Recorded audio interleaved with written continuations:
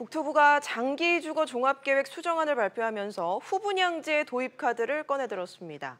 14년 만에 부활인데요. 후분양제 어떤 내용이고 부동산 시장에 어떤 영향을 미칠지 전문가와 얘기 나눠보겠습니다. 권대중 명지대 부동산대학원 교수 나오셨습니다. 어서 오세요. 안녕하세요. 네. 그러니까 지금은 아파트를 짓기 전에 분양을 먼저 하는데 앞으로는 어느 정도 짓고 나서 분양을 한다는 거죠? 네. 후분양제라고 하는 것이 이제 뭐 완전히 짓고 분양하는 경우가 있고요. 중간에 한 반 정도 짓고 분양하는 경우 있는데 이번에는 한 60% 정도 짓고 분양하는 걸로 정보를 발표한 겁니다. 네.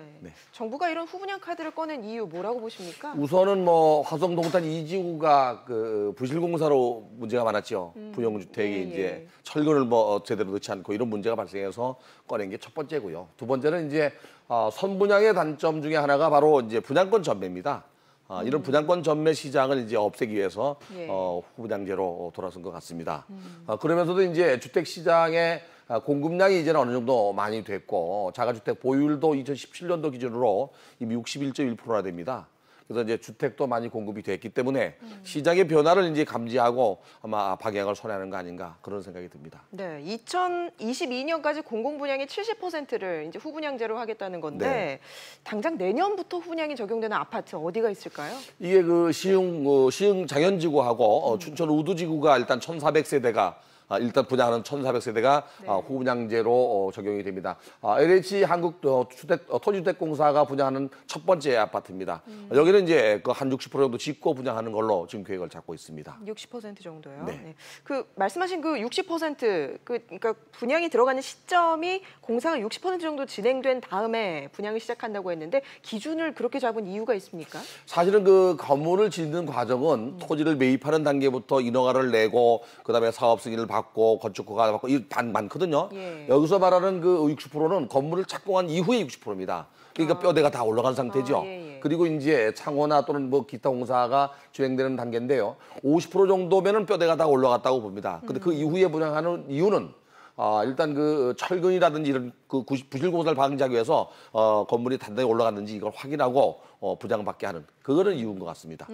공공분양부터 시작을 하고요. 민간 건설사들도 후분양제를 유도하기 위해서 뭐 여러 가지 인센티브를 준다는데 어떤 내용들입니까? 우선은 이제 LH나 SH공사가 분양하는 아파트들만 우선 후분양제로 가고요.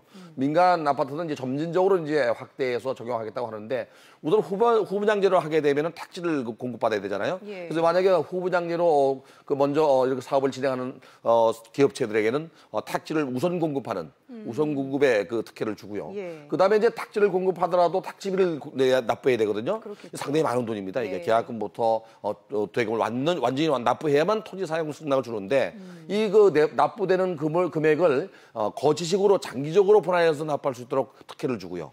그다음에 이제 토지 대금을 다 완납하지 않아도 토지 사용 승낙까지도 해주는 정부 이런 지원을 하면서도 금융지원도 역시 마찬가지도 합니다. 또 중도금 대출도 역시 그 보증을 서주는. 그래서 이 그 정부가 후분양제로 돌아서서 기업이 만약에 사업을 진행하게 되면 여러 가지 측면에서 도움을 주고 유도하는 것 같습니다.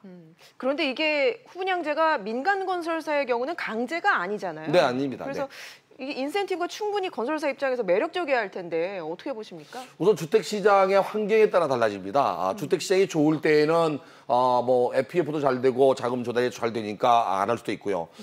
주택 시장의 경기가 안 좋으면 아무래도 정부가 지원해 주는 걸 이용해서 저리의 융자를 가지고 공급하려고 할 겁니다. 그러나 이제 후분양제의 단점이 바로 이제 그 자금력이 약한 기업체들은 위험성이 높아져요. 자금력이 없기 때문에 이럴 경우에는 후분양제를 하고 싶어도 어려워집니다. 우선 지금까지는 선분양제도가 수분양자한테 계약금을 받고 중도금 대출을 받은 이후에 그 돈으로 토지 대금을 내고 건물 지어왔거든요. 그래서 후분양제로 돌아설 경우에 이제 정부의 전폭적인 이렇게 지원이 있지 않으면 이 자본력이 약한 중소건설업체들은 어려울 수도 있죠. 또 후분양제를 하면 분양가가 오를 수 있다 이런 지적도 있던데요. 그렇죠.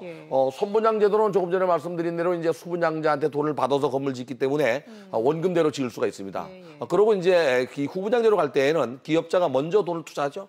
그 돈이 아무리 정부가 낮은 이자로 융자를 준다 하더라도 이자 비용만큼은 이 건축비에 가산돼서 분양가격에 포함되겠죠. 그래서 이런 이제 파단이 뭐냐면 후분양제로 갔을 때 분양가격이 좀 올라갈 수 있다는 거. 그러면서도 이제 수분양자 입장에서 볼 때에는 지금까지 계약금을 걸고 중도금을 융자받고 잔금을 냈던 게 일시에 돈이 많이 들어가는 부담감이 있을 수 있습니다. 네. 과거 선례를 보면요. 네. 노무현 정부 때 이 후분양제를 적극 추진했었는데 그렇죠. 결과는 좋지 않았잖아요. 그 당시 시장이 안 좋다 보니까 환경이 안 좋아서 그런 거고 예. 주택 공급도 지금처럼 이제 적극적으로 이렇게 많이 하던 시대인데 그래서 이걸 진행하다가 결국에 실패한 거죠. 뭐 실패했는데 다시 꺼낸 이유는 이제 주택 공급이 어느 정도 많이 됐고요. 인구는 감소하는데 주택 공급이 늘었기 때문에 자가주택 보유율도 또 높아지고 있거든요. 그래서 이제는 시점이 아닌가. 정부도 그렇게 판단한 것 같고요. 특히 이제 이 계기가 바로 부실공사였습니다. 네. 분양권 투기도 좀 멈출 수 있을까요? 사실은 그 선분양제도의 폐단이 바로 이제 분양권 전매인데요. 후분양제로 가면 분양권 전매는 없지만 이 그 주택 가격이 올라가고 또 주택 공급이 부족한 지역은 주택을 계약하고 돌아서서 프리미엄 받고 팔 수도 있습니다. 그래서 전부 이렇게 그 후분양제가 투기를 억제하는 그런 뭐 수단일 수는 없습니다. 네. 네. 그런데 이번에 후분양제에서 제외된 곳들이 있는데, 그러니까 신혼 희망타운 같은 네. 건 제외가 됐더라고요. 이거 주거환경 이유가 개선지구하고요. 예, 이유가 이제 뭔가요?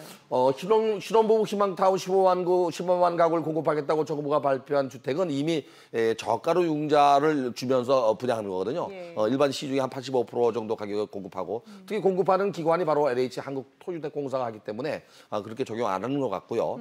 또 하나 이제 주거환경 개선 사업지구는 분양 아파트보다는 임대 아파트를 짓는 사업입니다. 예. 그러니까 이제 거기는 적용을 안 하죠. 그래서 아마 정부가 이 두 개는 뺀 것 같습니다.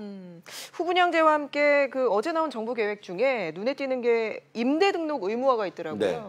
이건 어떻게 보셨어요? 지금 지난해 12월 13일 날 정부가 임대주택 등록 활성화 방안을 내놨죠. 그래서 그거를 적용하기 시작해서 이제 4월 1일부터는 양도세 중과세를 적용하면서 임대사업자 등록을 하게 되면 이제 매도를 못해서 시장에 지금 거래절벽까지 갔는데요. 예. 이거는 이제 2020년도 이후부터 이제 이걸 의무화하겠다고 하는데 이 등록을 의무화하겠다고 하면 시장은 오히려 경직될 수 있어요. 그래서 매도하는 걸 풀어줘야 될 것 같습니다. 의무화하게 되면 이제 뭐 임대사업자에 대해서 공정하게 세금을 물릴 수도 있겠죠. 그건 좋은 방법이라고 생각합니다. 물론 거기에 따르는 문제점은 정부가 파악을 하고 좀 그 시장을 열어줄 필요도 있습니다. 알겠습니다. 오늘 말씀 여기까지 듣겠습니다. 권대중 교수와 함께했습니다. 고맙습니다. 감사합니다.